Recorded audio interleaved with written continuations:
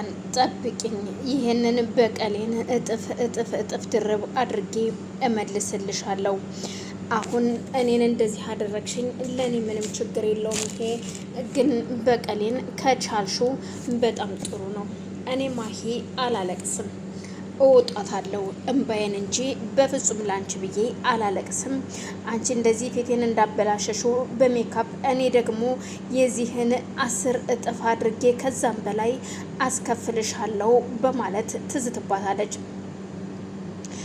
ሮዛ አሁን ላይ የተናደደችባት ለቅዱስ የነገረችውን ነገር ሁሉ ቅዱስ ለሮዛ ይነግራታል። ሮዛ በጣም ተናዳ እኮ እዚህ ቤት ልጅ ይሸጣል ወይ ስትለው እንደሚሸጥና ልጅ እንደሚሸጡ ካገኙ ምንም ነገር እንደማይመሩ ይነግራታል። እኔ ቤት አልገባም መግባት አልችልም በማለት ከውጭ ሆኖ ነበር እያሳያት። በቃሽ እኔ አሁን እዚህ ቤት አልገባም፣ ሰሞኑን ሌላ ቀን እመጣለሁ፣ ምናልባት ነገ መጥቼ እጠይቃቸውና ልጅ የት እንዳለች እጠይቃለሁ በማለት ተሸነግለዋለች። ወንድ እንደሆነ ስለሚያቀሱም እሺ በቃ የኔም ልጅ እየፈለኳትኝ ነው በማለት ሁለቱም ተያይዘው ወንድ ተዘወር ብለው ሌላ ቦታ ሄደው ይቀመጣሉ። ሮዛ በውስጧ እየያዘችውን ነገር እያብሰለሰለች ይሄን ነገር እንደዚህ ብላ እያወራችሁ እርግጠኛ ነኝ ማኪ ነች። ከማኪ ውጭ ይሄን ነገር ማንም ሰው ሊያወራ አይችልም። ስለዚህ የማደርገውን እኔ አውቃለሁ በማለት የለበሰችውን የቀየር ልብሷን ብዛው ግቢ ውስጥ ከቀየረች በኋላ ራሷን ቀይራ አዎ እኔ ማኪ ነኝ በማለት እሳት ለብሳ እሳት ጉርሳ ስትመጣ የሳሎን በር ከፍታ እንደገባች ያየችው ማመን ያቅታታል። ማኪ በሰላም ላይ እየተዝናናችና እየሳቀች ፈታ እያለች ነበረ።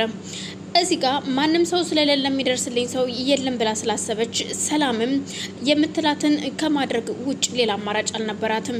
ምክንያቱም ናታልም ጓደኛውን ስለማማከር እናም እንዲሰልልለት ለመጠየቅ ከቤት ወጥቷል። የወጣውም ጓደኛውን አግኝቶ ለመጠየቅና ምን ማድረግ እንዳለበት ለወደፊት እቅድ ለማውጣት ነው። ከዚህ በፊት ምንድን ነው እየተፈጠረው ብላ ሰላም እንኳን ስትጠይቃቸው ሁሉም ግራ ተጋብተዋል። እናም ደግሞ ማኪ ናታልን ሐኪም ቤት እንደምትሄድና ዛሬ ቼክአፕ አለብኝ ስለዚህ አብረኸኝ ትሄዳለህ የሚለውን ጥያቄ ስታነሳ ሰላም ፊት ለፊታቸው ነበረች። እናም ሁሉም ይደነግጣሉ። ቆይ ለምን አብረኸኝ አትሄድም ስትለው አብሯት እንደማይሄድና የልጇ አባት እንደሚሄድ አብሯት ይሄድ ሲል ይጠይቃታል። ያ ልጅሽን አባት ካልተናገርሽ እማታሳዊ ከሆነ እኔ ምን ቤት ነኝ?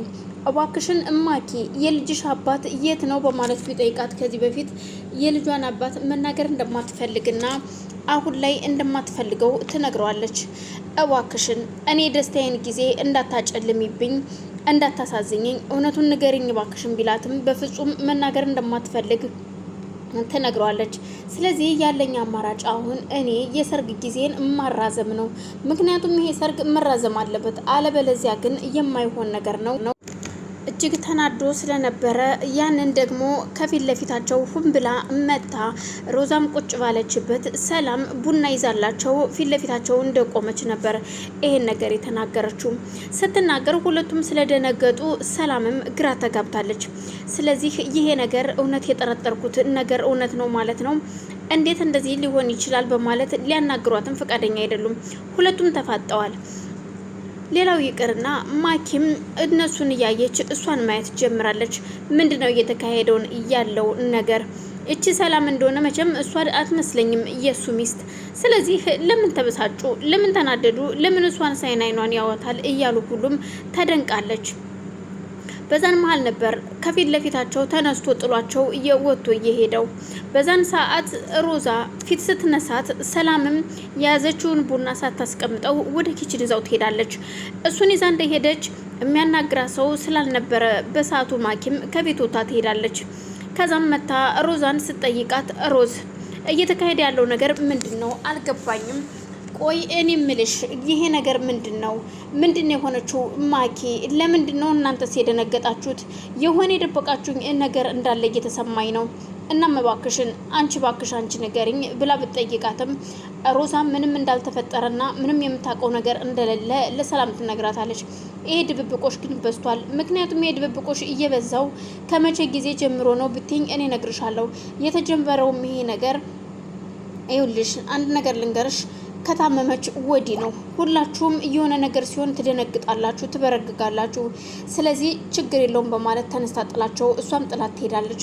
በዛን መሀል ነበር ሮዛም ያንን ነገር ለማምለጥ ብላ ወታ ስትሄድ ለመፈለግ የሄደችው እንደገና ሌላ ሸክም ይዞባት ይመጣል።